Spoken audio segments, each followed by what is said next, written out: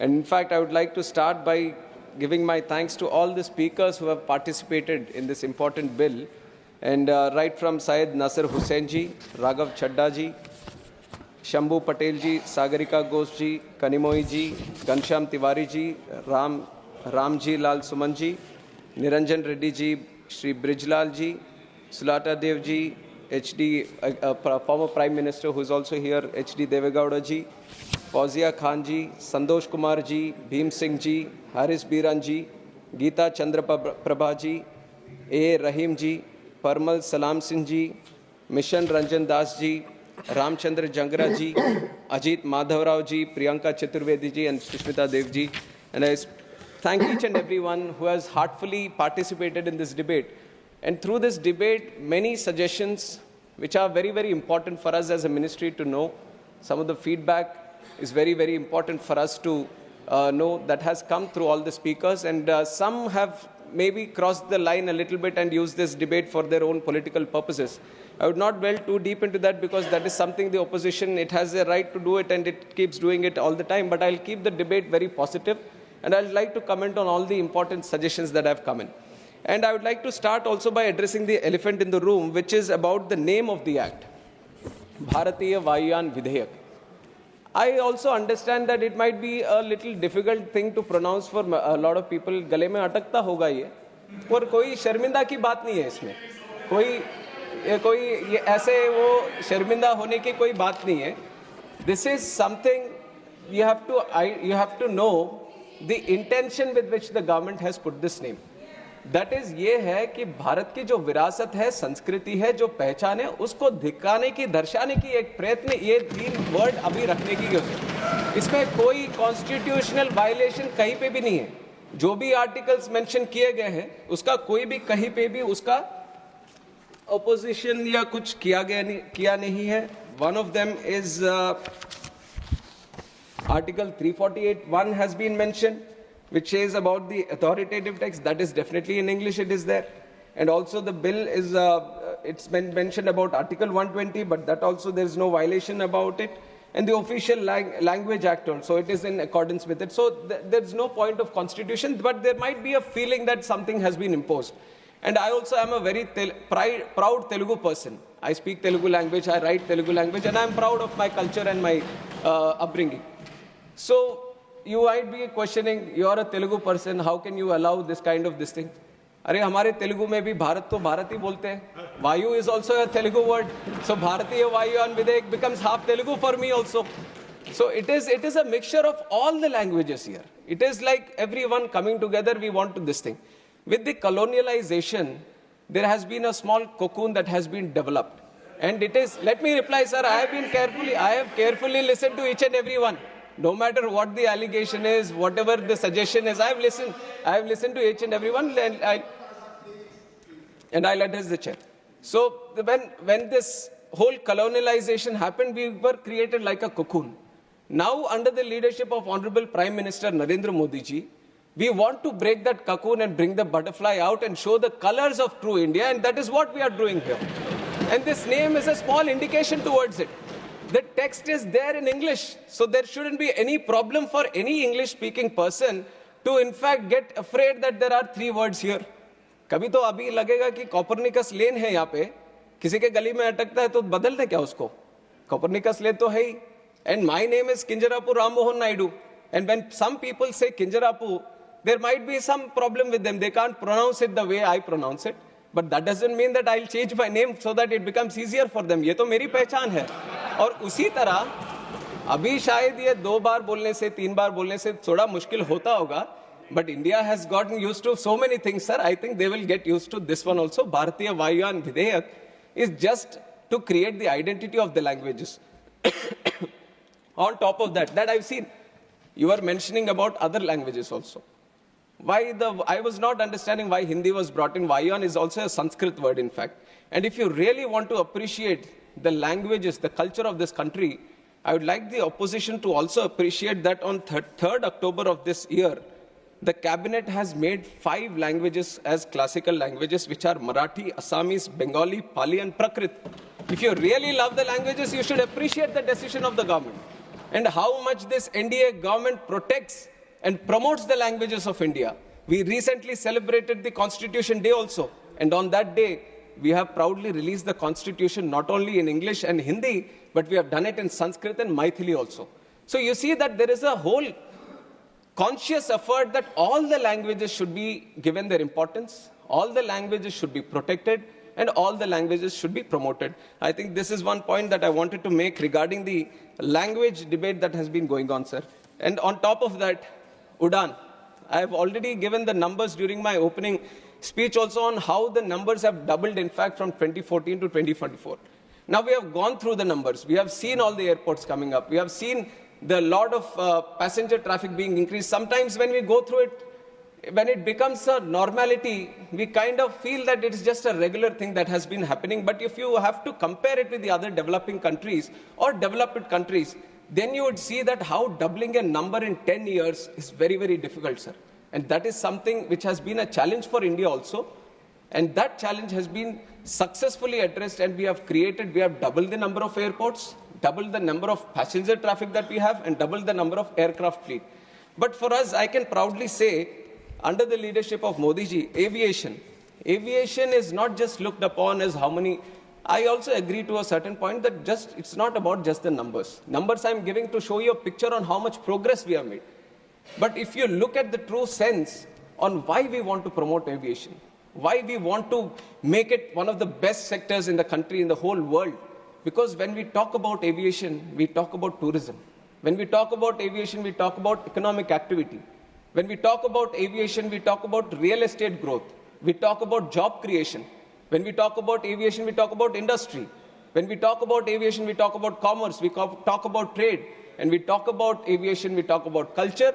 And when we talk about aviation, we talk about agriculture also. And that is why aviation is a very important nodal sector that needs to be given that push. And with this idea, I'll get some water, sir. Please. And it is with this idea that the whole aviation sector has been thoroughly, deeply understood on what the true potential India can have. And we have seen that there are multiple gaps also. Now 90,000 crores capex has been put into the infrastructure to create the infrastructure in airport infrastructure. But creating infrastructure, that itself is one challenge. And when I took the charge as a minister for this aviation, sir, I have promised the people of this country that, thank you. Thank you. She has always been so caring, sir. Like a mother, always. Thank you, ma'am. So, when we look deep, it is not about just creating the infrastructure, but it is about connecting them also. Now, you can spend a lot of money, you can create the infrastructure, you can create more airports, but the ultimate challenge, thank you. The ultimate challenge is how do you connect? And that is where, bringing in all the aspects of the government, we created the Udan scheme, which is Uday Desh Ka Aam Nagrik. Through the Udan scheme, the challenge of these airlines, because it is a market-driven industry, where they feel there might be a non-viability in running a route, the government has taken the responsibility a little bit on himself, and it has said that why don't we provide the viability gap funding? It was the first time that it has been done at such a large scale. And through the Udan scheme, now we have started 609 routes in the country in just 8 years span of time. Nowhere in the world you would have seen such a scheme, which has been run by the government itself, so that the non-viable routes, the airlines can come and start the routes and facilitating the routes. And we have operationalized 86 airports under Udan. And out of these 86 airports, 20 were underserved, but 66 airports were totally unserved. What I mean by unserved is that not a single flight was going to these airports. But that was a challenge the government has taken up. Now we have constructed the airports, but we have to start the airline connectivity also. And through the Udan scheme, we have given the viability gap funding, and we were able to run all these airports. We were giving them those connections, which was very, very required for the people of that state or of that region or of the airport. And we have operationalized 86. And we can proudly say that Udan has been a real success story of the Indian aviation, which are showcasing to the whole world under the leadership of Narendra Modi ji.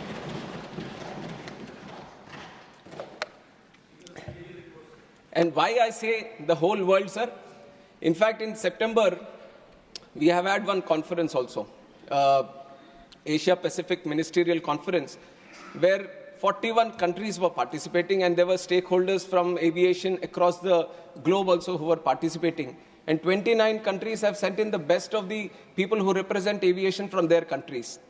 And I have heard all of them speak in that conference, and they have proudly said, the real thing that we can pick up from India today is how it has improved the domestic connectivity within the country, and how it has launched the RCS Udan scheme so that it could facilitate the regional aviation in a very big way. Because for them, most of the countries, sir, for them, the aviation becomes more of an international affair. How do you connect your country better to another country?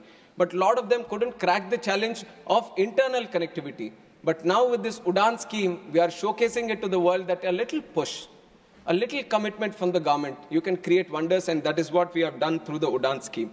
And now through the Udan scheme, we have kind of addressed the accessibility. Now the other thing that I mentioned after taking charge as a minister was that I want to bring in affordability also. And I understand all the concerns that each and every member has raised regarding the airfares. I am also a citizen of this country, and I was also a member, and before member I was also a passenger. So I know one of the challenges that the people of this country face when they're traveling, and I understand the true spirit in which people would have spoken about the airfares also. But you have to understand that airfares regulation is, this debate has been there for quite some time, sir, and internationally also the process that they follow is they keep the aviation air ticket mechanism as a very deregulated sector, because that is how the whole sector moves forward. That is how there is a win-win situation for everyone. The market plays its game and everyone gets facilitated in the process, and this is an international procedure. Nowhere in the world, any country has been regulating the air prices and seeing a progress in aviation. Everyone has a very deregulated sector only. And in fact, in our country also, at one point of time, there was a regulation on the airfares through the Air Corporations Act. Now, when was this Air Corporations Act taken out?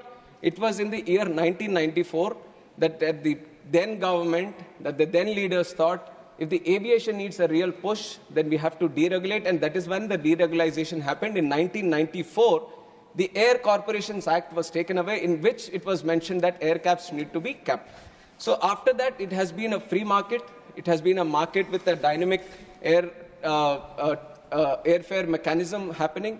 And now, if you see, I have another report also, because many reports have mentioned, and we have done, I have also been thoroughly studying on the airfare mechanism. And we within the ministry, I would like to tell the whole house and the people of this country that from the ministry, we also monitor the prices. We have a tariff monitoring unit under our DGCA, which thoroughly looks after each and every fare that is happening in the country. And there is a liability on the airlines also. Before they decide on a price for a certain route or for a certain sector, they have to send it to us in the DGCA. Now, there was a circular before in 2010, when this price mechanism had to be sent to the ministry, and they were given a 1 month time period. That if for the next month, what are you going to charge? On the first day of this month, you have to tell the ministry itself that how much you are going to charge for, okay, so many seats in this bucket, so many seats in this bucket. It is a mechanism that they follow. But in that very circular, which was released in 2010, there was also a condition saying that within 24 hours, you can change the prices again. That seemed to be a little bit favoring to the airlines, or favoring to dynamically change at a much faster pace. Now, we in this government, we are committed to bring the affordability factor. Now we wanted to see how best we can do. So we are removing that clause. We are just keeping it for 1 month. So whatever fare is there, within 1 month, they have to address it to us. And we feel this kind of mechanism is going to address a little bit about the irregularities that we see in the airfares. Now, airfares, many of the members have spoken. And also one other thing I have to mention is that when the airfares, the biggest chunk of the airfare goes to the fuel price. And for the fuel price, I don't know how many people know or not, but these are the fuel prices, the taxes on that. The VAT on the fuel price is being decided by the states itself. And we, from the ministry, proactively trying to address this air price issue, we have constantly written to all the states, and some states have obliged. Some states realize that even if we reduce the VAT, some have done it to the 1% also, and they've kept it below 4%. And when they have done this, it is ultimately going to, even if they lose a little bit of revenue from this taxing, they're ultimately going to promote the aviation, so it is going to be a win-win situation and a lot of people done. But West Bengal, Delhi, these are states, Tamil Nadu, these are states which carry very high VAT percentage.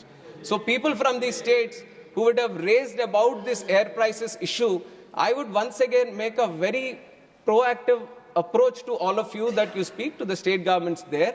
And if you can get the VAT reduced in that, that is going to reduce the price, because 45% of the price of the ticket is because of the fuel prices. So if you cut down on the VAT there, then definitely it is going to bring down the prices furthermore. So that is one request that I would want to make to all the MPs who represent the states, and they could speak to the state governments. And like I've said, the tariff monitoring unit is there. One key observation that we have found about this 24 hours, we want to change, we want to move into that direction. And we are comparing all the air prices of last year, previous year, because we also want to find a trend. Now, air prices, because it is a market-oriented system, whenever you see a festival, or whenever you see some kind of huge event happening in a certain region, or whenever there seems to be a huge inflow and outflow of passengers because of some activity that is happening there, then definitely the market seems to push it, the demand increases, and suddenly because of the demand, the prices also try to creep up. So we have tried to observe, because in Lok Sabha, when I was presenting this bill, this issue has been flagged over there also. And in fact, our Honorable Speaker of the House, he has also mentioned and suggested that we should speak with the airlines and do it. And we have done that also in the month of August. We have sat down with the airlines. We have sensitized them about this problem, that this is not a government problem or anything, this is a people's problem. It has been raised in the House, and our Honorable Speaker has also mentioned about it. So according to that, we have met the airlines, we have sensitized them, and then after the season, the Diwali season has been done, we have observed that in the previous Diwali, 2023, 2 days prior to the Diwali season and now 2 days prior to this,